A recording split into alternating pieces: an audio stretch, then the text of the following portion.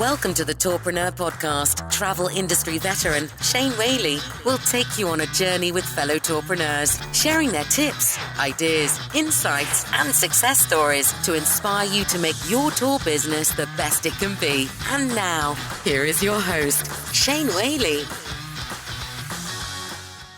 Hello and welcome to episode 99 of the Tourpreneur Podcast. Today we are airing a online session from Arival Online, which focuses all on the future of international travel. Douglas sent me an email a couple of days ago, and he felt that us, would enjoy this session that he had with Carroll Rheem, who is head of research and analytics for Brand USA, which is the global tourism marketing arm for the United States. And she shares her insights on what lies ahead for international travel. Some of the discussion revolves around how travelers around the world are thinking about travel, how they're planning trips, what they're looking for.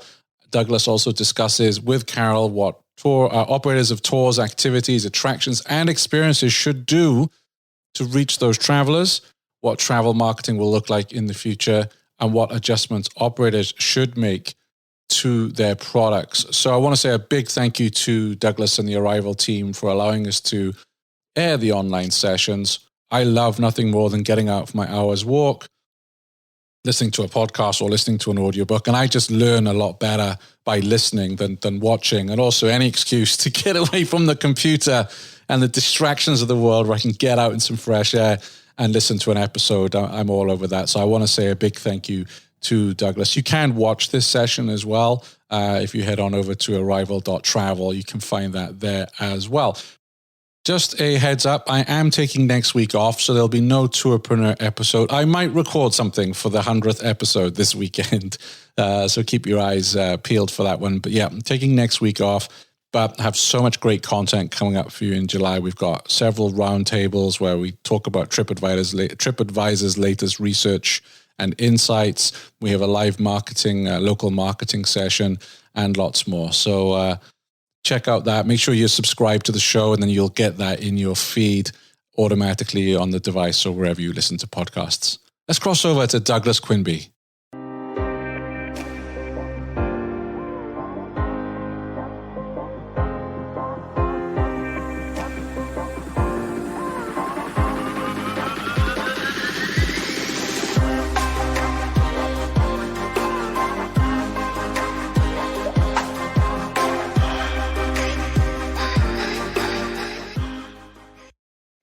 Hi, everyone, and welcome back to Arival Online, Insights That Matter for operators of tours, activities, attractions, events, and experiences, all of the things that travelers do when they get there. I'm Douglas Quinby, co-founder and CEO of Arival, and I can't hide it. I've been really excited. I've been trying to get Carroll Rheem to speak at one of our conferences since we started back in 2017.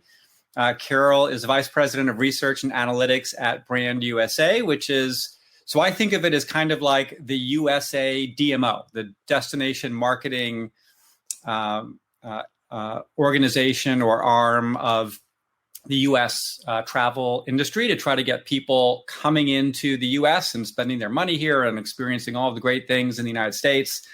And one of the things that Carroll has been doing for many years when I knew her at Focusrite and previously in her career in travel and tourism is understanding what consumers are thinking, how are travelers thinking about travel, how much they want to spend, where they want to go, what influences their decision-making, what are the things that they want to do.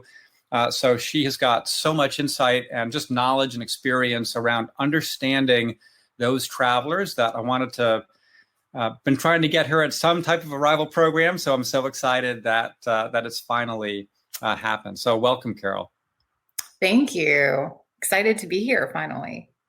So let's get right into it. So first of all, Carroll has done lots and lots of research. You did a webinar, I think a week or two ago with some research that you've compiled. And I know you've got one coming up, I think next week or the week after. Next week.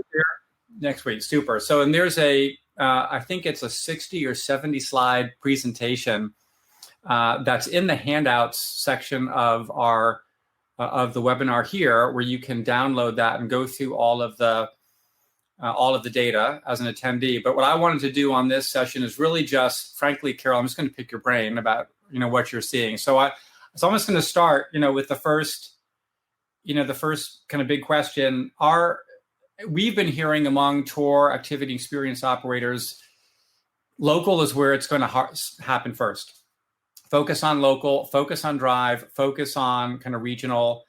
And that's great for some folks where you've got meaningful local or domestic markets, but for tour operators, for experience, big attractions, we all know that international is just such a big part of this industry, of their business and livelihood. So just, can you first, what's the lowdown? International travel, when's it coming back?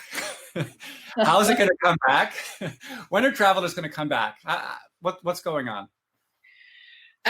So as much as we know that there is a lot of pent up emotion, meaning people really want to vacation, they want to travel again. My expectation is that it will happen incrementally. So it's not going to be a big wave. It's not going to be a nice V-shape kind of recovery. It's going to take more time. And with COVID, there's just so much additional complexity because you have to incorporate different facets of life, right? So you have the disease itself and kind of the health ramifications. You have policy and government involved, and that always adds time and a lot more additional complexity to things. And so there's just so much involved between those two things. And then you have the economic issues, which are, so it's like a trifecta of challenges. And so I think the mentality of focusing on local first and sort of nearby source markets just makes a lot of practical sense.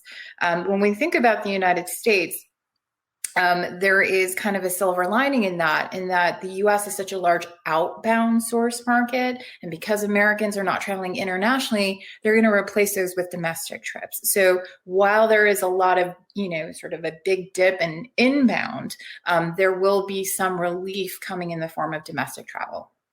So you talked about an incremental return. So can you parse that out, a little bit? What are those increments, I guess? And so from it's local, domestic, but then as international does return, so I guess I might think, well, okay, there's Canada, there's Mexico. Is it nearby international? And then so long haul is longer term. Can you walk us through that?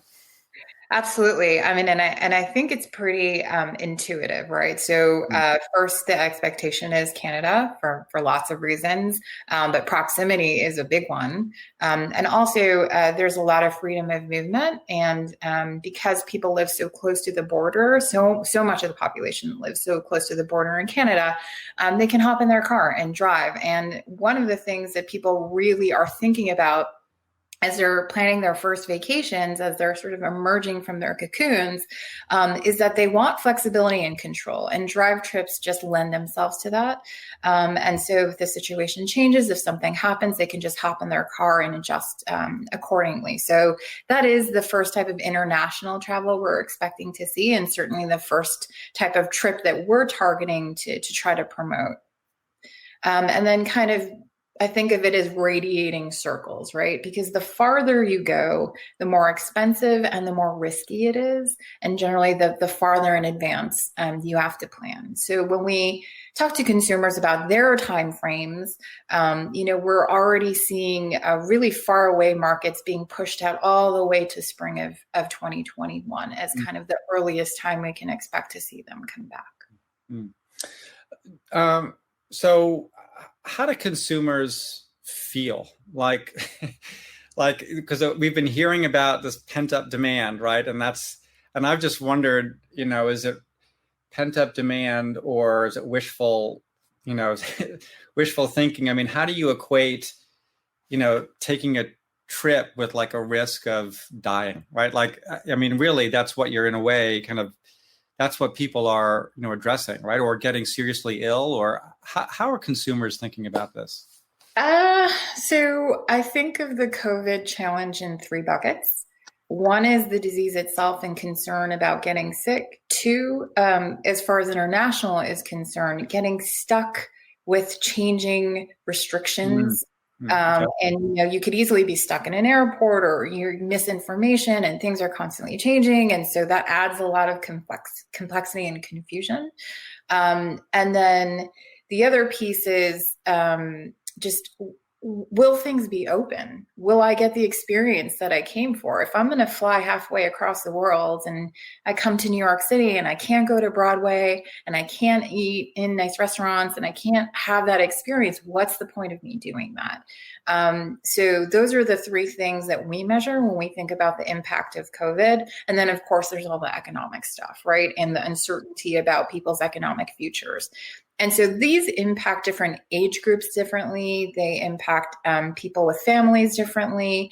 And so it's really interesting to see those differences. So all of the above is true. So, what we're focused on is people still really want to travel. And I think the term pent-up demand can be a little bit misleading because we think of demand as in supply and demand, right? People are ready to buy. They want to buy. And it is wishful thinking. They wish they could travel. Most of them cannot for any one of those reasons. Most of them will not, especially for international, at least.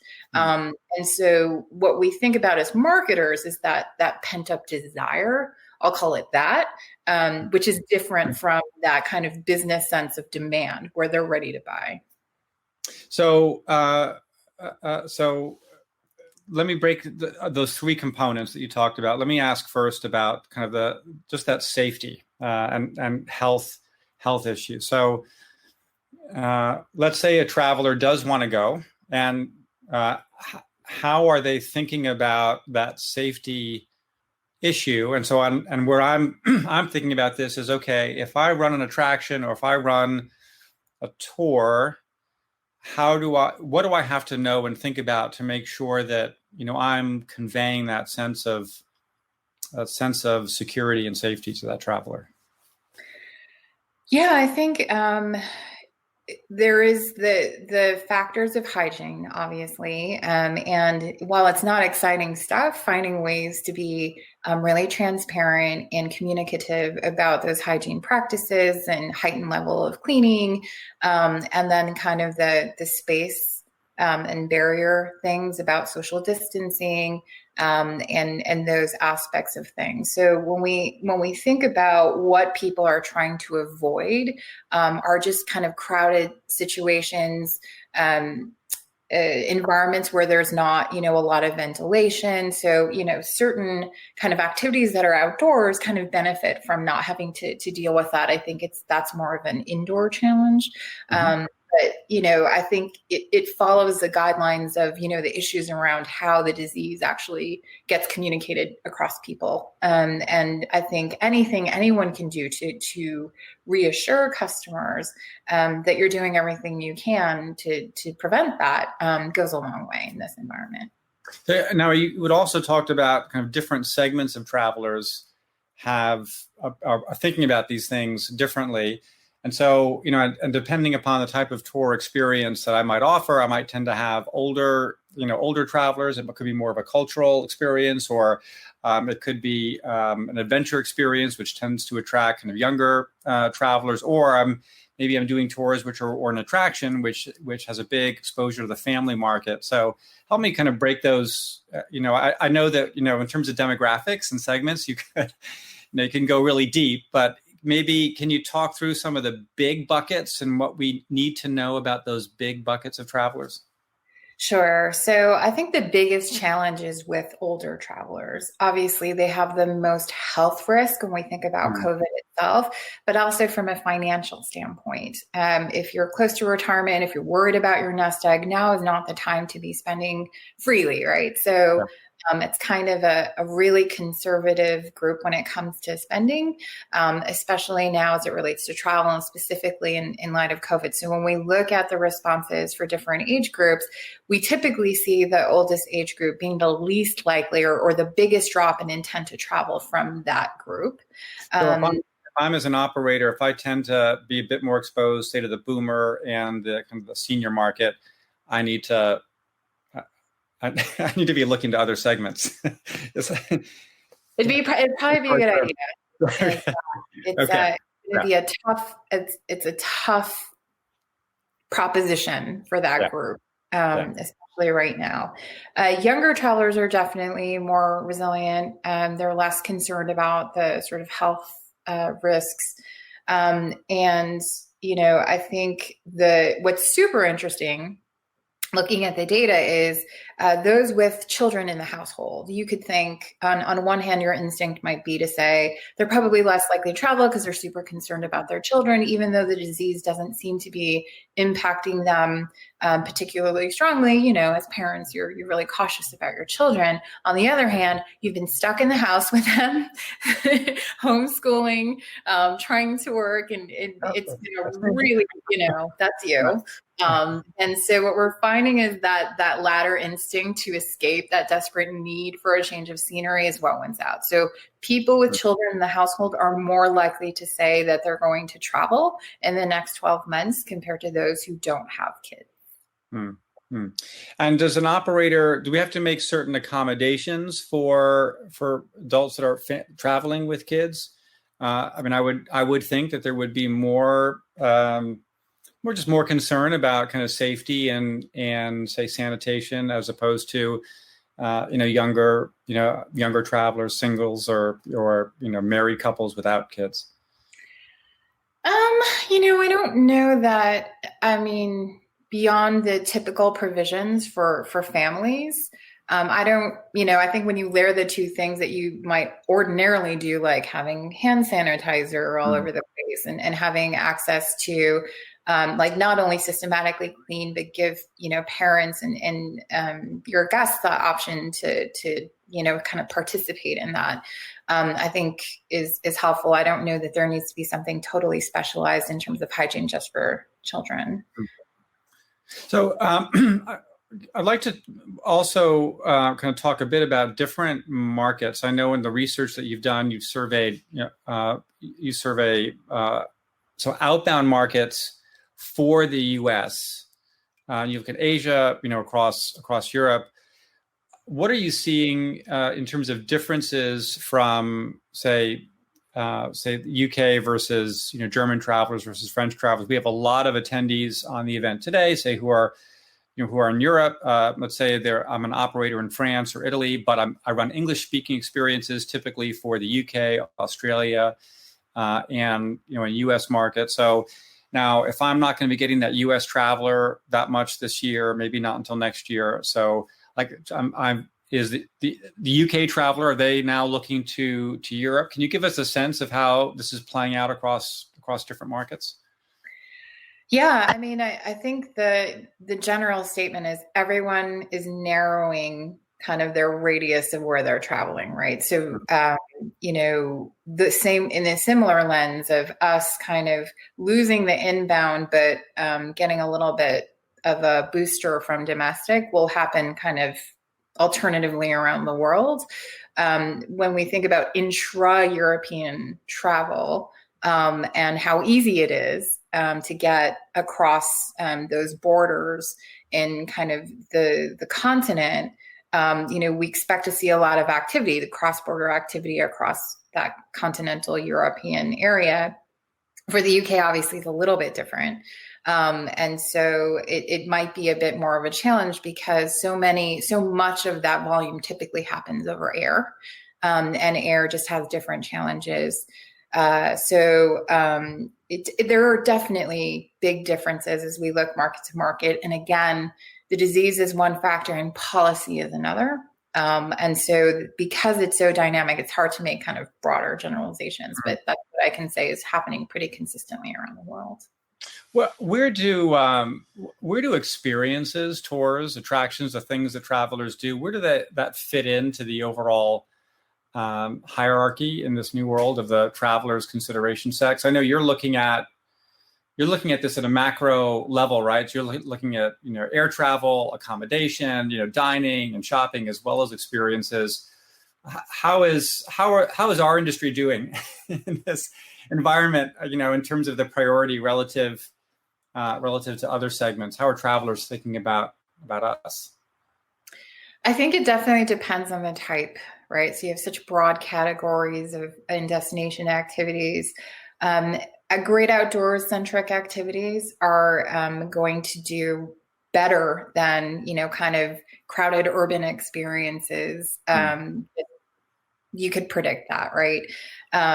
What's interesting is that we see when we ask people, if you're going to spend more on your next trip, what are you going to spend more on? And if you're going to spend less on your trip, what are you going to spend less on? And a lot of them on both sides will say destination activities. And it's about the type of traveler and the type of trip. But I can say that people are placing a lesser priority on things like sightseeing and cultural experiences, and more of a priority on kind of rest and relaxation and staying within their comfort zone. So they want to do things that are familiar to them. They trust the experience. They know what's going to happen. They don't want a lot of surprises, and they're not necessarily looking for big adventure. They're looking to decompress and kind of relax and chill out. So it's a different mindset. And it's not extreme. These are kind of like slight shifts in priorities. Adventure travelers are still going to want to do that, but we're seeing where things are kind of over indexing and under indexing. And again, like any big differences from a market, to market standpoint. So German travelers versus UK travelers there, or Asian travelers, for example.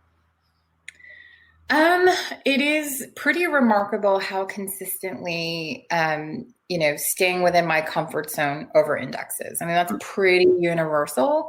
And then in certain markets, and it's not a major difference. We see luxury kind of stepping back. So they're not necessarily looking to spend a lot of money and have, that really indulgent kind of experience. And I think I'm trying to remember, there's so much data, market to market. I don't remember a ton being unusual. We generally saw similar things, across all the markets, because it's pretty intuitive. I think these are really kind of human reactions that people are having. So there's a question here from Lisa Menard, who, if I recall, Lise, your luxury yacht kind of a charter operator in the Caribbean. So I hope I've got that right, Lise. But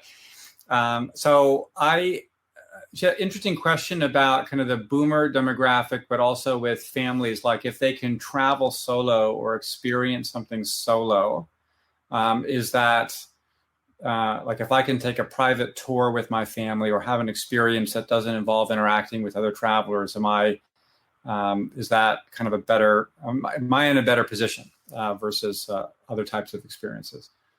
Yes, for sure. Those who have the means will pay for private everything, private homes, private tours, anything private experience wise.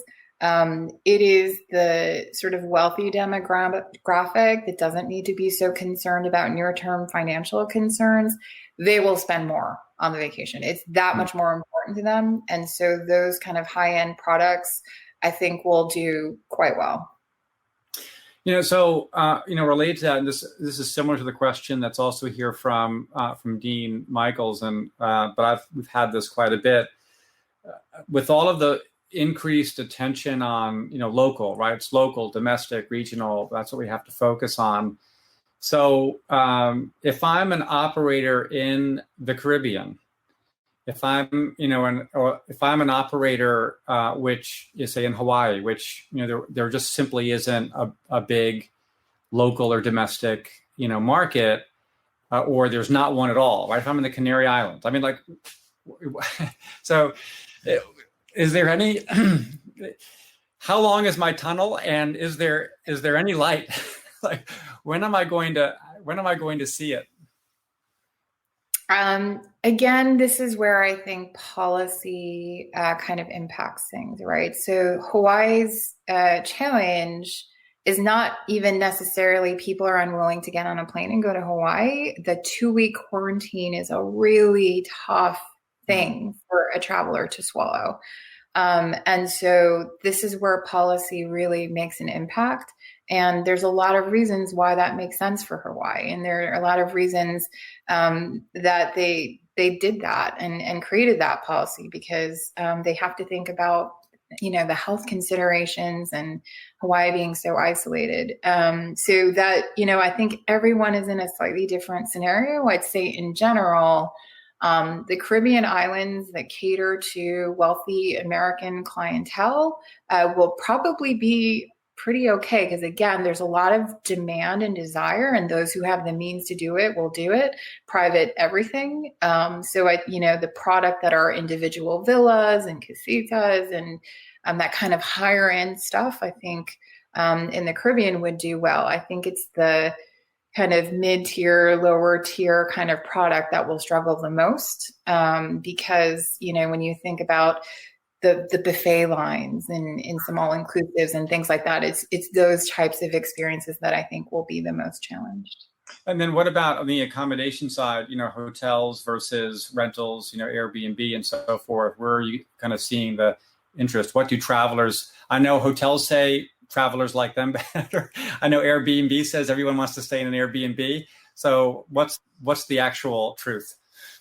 I do think the pendulum swings a bit more towards the private rental, not dramatically so, but that definitely is there. There is a not insignificant group of people that are choosing to stay in home rentals rather than hotels because of this environment. So a great question here from Craig Zapatka, asking about small group tours and some of the changes there. And I think here, Craig is also, he's asking about kind of the multi-day kind of tour experience. So an Intrepid or G Adventures or Trafalgar. So joining a tour with a group, going places, what's the state of, so this is not the day tour operator, but the multi-day. So it includes accommodation. You're traveling with a group through a destination over 7 to 14 days. What's the outlook for that segment? My initial reaction would be that is a tough sell, partly because of the control factor, and that you're going to be forced into situations where you have close contact with strangers. And, those two things are things that most people are trying to avoid. So to the extent that operator could address those issues, try to build in some flexibility, try to make sure they're communicating how they're creating private spaces throughout, the experiences, I think could potentially help. So, on the flip side, just related to that, there's no place where we are in closer quarters with other travelers than on an airplane. How are travelers thinking about flying? And there's been, speculation about removing the middle seat, and everyone has to wear face masks and all of that. But, to me, it seems like if people are willing to get on the plane, they'd probably be willing to do a tour. But what's your, what are travelers saying about getting on a crowded plane? Well, the difference is, I think, between the tour and the plane is you don't really have an alternative to flying for a lot of destinations. You kind of have to, whereas with a tour, you have other options. And I think that's the big challenge there. I don't think anyone's flying right now because they want to sit really close to strangers in a giant flying metal box, right? We're doing it because we have to, because we want to go on vacation so badly. And for a lot of people, we can see this, the demand is nowhere near normal levels. So most people are saying that's just not a risk I'm willing to take right now.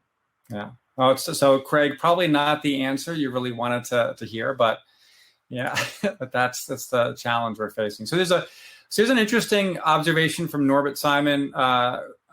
So he's, he disagrees with you about your perspective on the international boomer segment. And from a financial perspective, I think his point of view is that boomers and older travelers in certain European markets are maybe a bit more financially secure. and may not be as concerned. So I think he's just more of expressing a point of view. What are your thoughts? Well, this is, I'm not guessing, I'm measuring. So this is, certainly not everyone. There's going to be pockets of people who feel financially secure. So what I'm talking about is the trend, right? So what are the majority doing? Where are the trends that we're seeing? Again, it's also relative. So when we compare boomers to other segments, what does that look like? So they're less likely to travel. That's not that they're not going to travel, but this is measurement of a broad swath of people. So there'll always be exceptions to that. Got it. Yeah, sure. So there's a great question from Sebastian around, so the possibility of a second wave, and we're in some respects, we're kind of, I don't know, are we already in a little bit of a second wave in certain states here in the U.S. if you pick up the news today? But we're past the first wave, honestly. Yeah. I don't know that you can even call it a second wave in some of these places.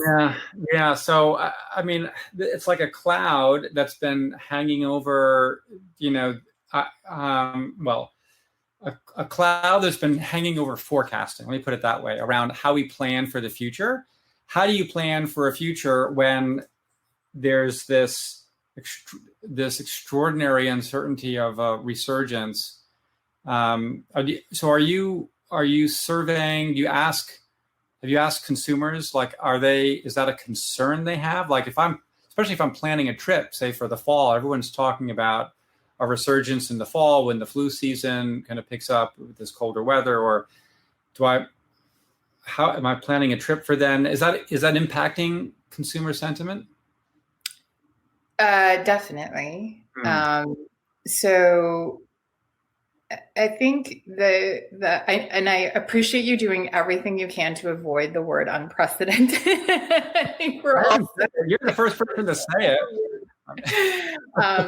But that's why it's so gosh darn hard to predict what's going to happen. There's nothing to base models from.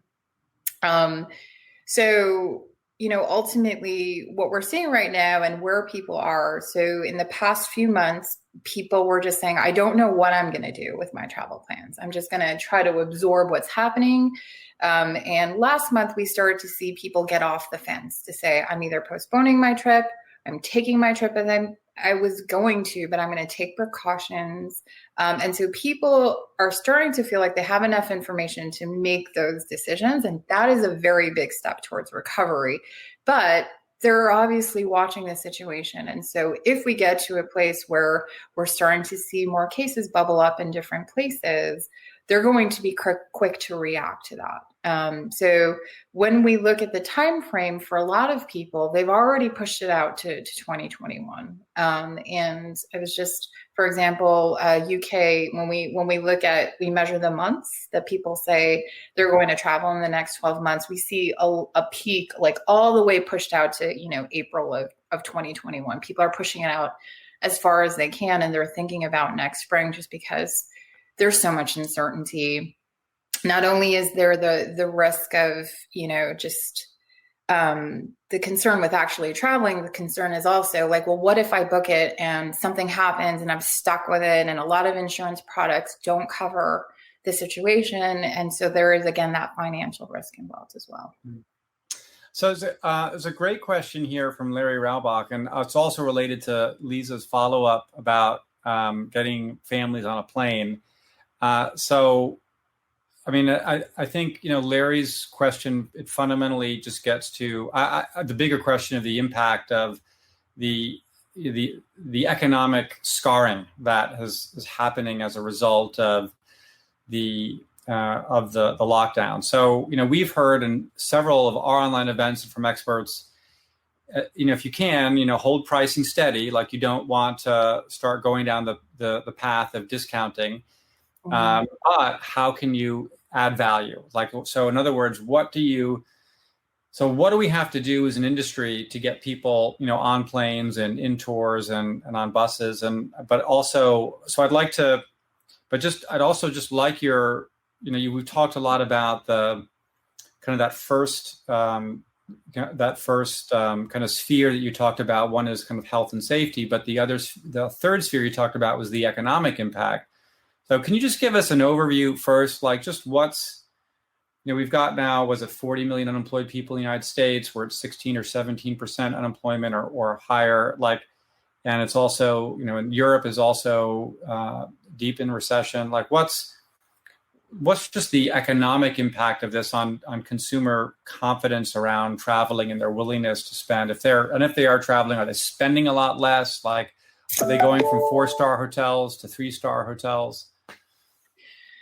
There's definitely a big impact. And in the sort of more mature traveling markets, you can see very clearly that those who are planning to travel are pulling back a bit. They're more likely to spend less than more or the same. In emerging markets, that's not necessarily the case. And I think a lot has to do with, just the financial security, right? There are certain professions and sectors that are much more at risk than others. And certain ones that are even, a small minority that are even booming. And so much of that personal perspective just depends on where you sit in that spectrum. But overall, the economic situation is a huge challenge, just on its own. And the ripple effect takes time. So restaurants and travel are obvious and hit first, but then, the supply chains for that, right?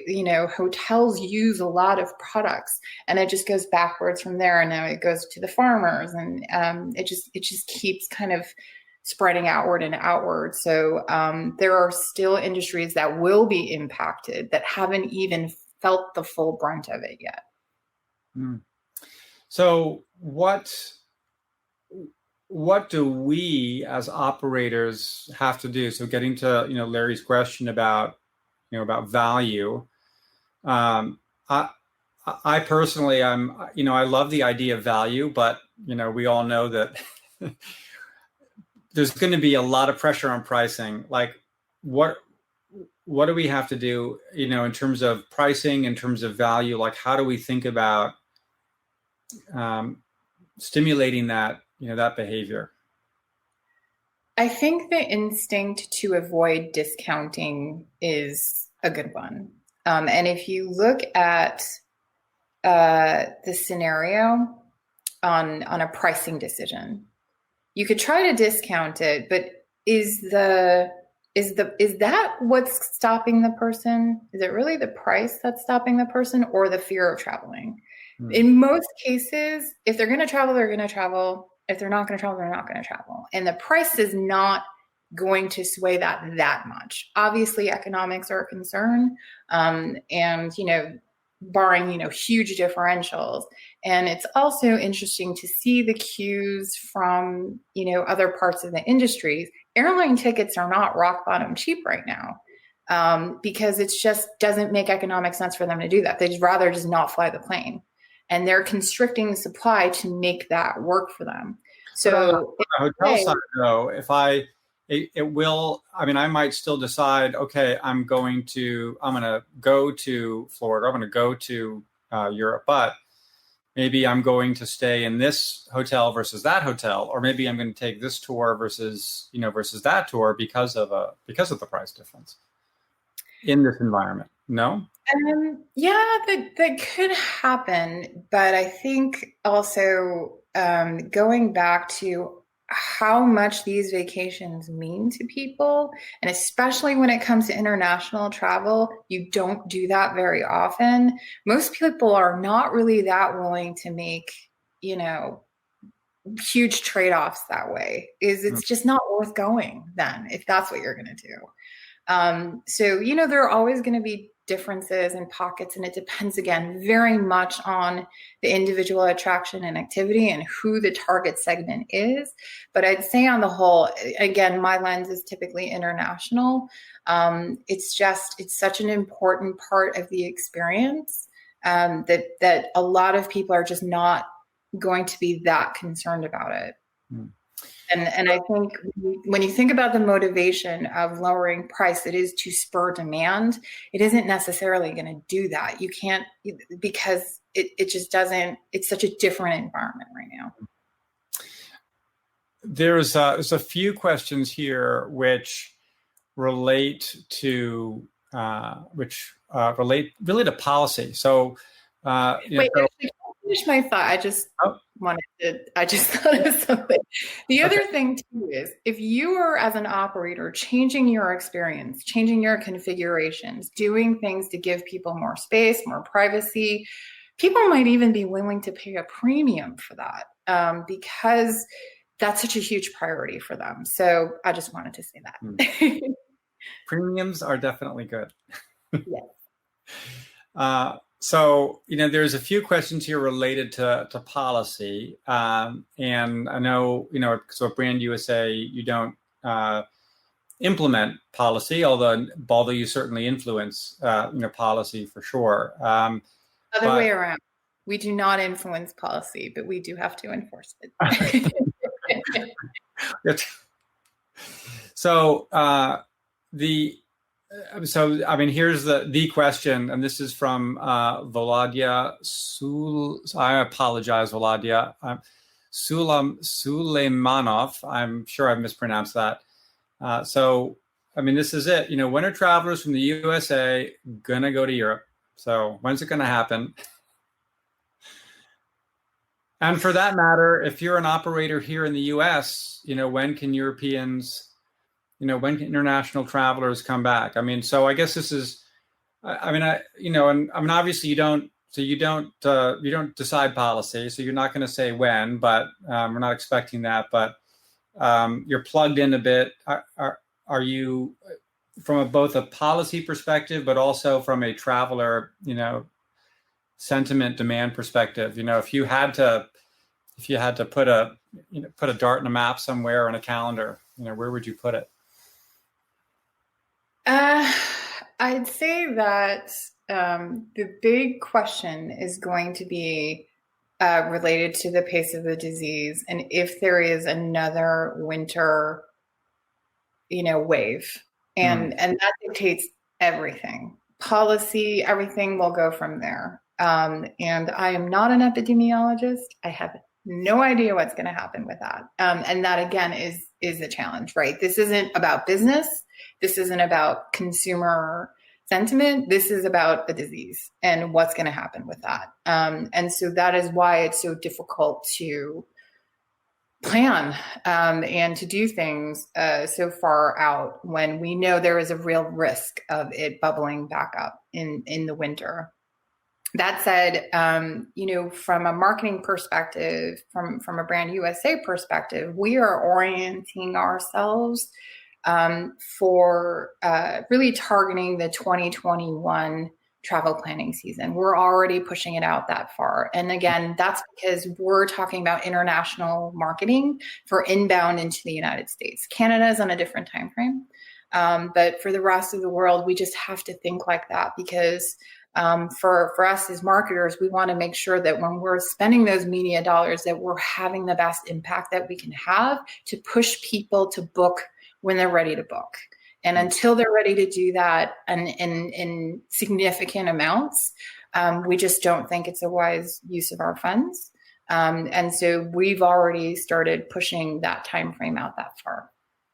So we just got a couple of minutes left. So I have a few questions here. And this other one from Geneva Ellen, also related to policy. So she's referring to a few destinations. I know Greece is another one, which is opening up, but is opening up on a limited basis only to those countries where they believe that there's been effective kind of handling of the disease. Likewise, we ourselves as a family have been looking at trying to do some type of travel over the summer, but we're also seeing in certain destinations, if we want to go somewhere, we have to all get tests within 3 days, and then we have to show proof that we test negative when we land. Otherwise, we, like you said, have to go and we have to get tested there, and we have to be in quarantine for up to 14 14 days. So is that, how do you see that playing out is that going to be a kind of a widely adopted approach to